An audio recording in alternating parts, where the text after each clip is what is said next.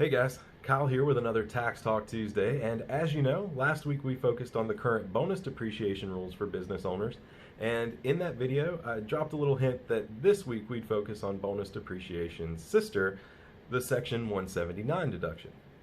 So as a quick refresher, bonus depreciation from last week is a method of accelerating the standard depreciation deduction. So instead of depreciating a purchase entirely over an asset's useful life, the taxpayer can depreciate more of an asset's value in year one. That's great. It nets the taxpayer a higher deduction in that tax year, and who doesn't like that?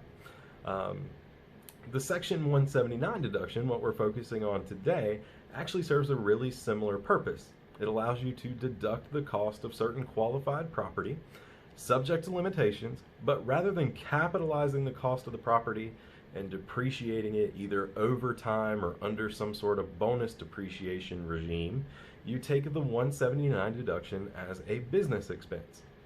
So there's one of your key differences. It is an expense. So because you're expensing the property rather than depreciating it, this deduction does come with some important and distinct limitations.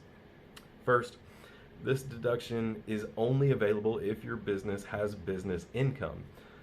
Passive income like rent does not count here, so this is in contrast to bonus depreciation right away. Bonus depreciation can push you into a net operating loss. The Section 179 deduction cannot. In other words, if you have a purchase worth if you purchase qualified property worth $200,000 and your business generated income of only $100,000, your maximum deduction under Section 179 is the $100,000 that you had as business income. Section 179 also has a maximum statutory deduction for 2020 of $1,040,000. It also begins to phase out. It has a dollar for dollar phase out beginning in 2020 of $2,590,000. So backing up a little bit, if you have, basically you get a maximum deduction of $1,040,000. That's if you place enough qualified property more than $1 million, $1,040,000 into service, you can take up to $1,040,000 as the deduction, so long as you also have at least that much in revenue, in income. The phase out means that if you are placing property into service that is more than the $2,590,000 amount, every dollar of property, every dollar above that $2,590,000 is going to result in a deduction or a reduction in your Section 179 deduction.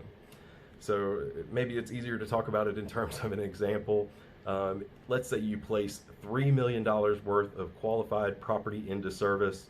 Your business income is not an issue. It exceeds the $3, $4, $5 million mark, whatever it might be. If you place $3 million worth of property into service, you can only deduct under Section 179 $630,000.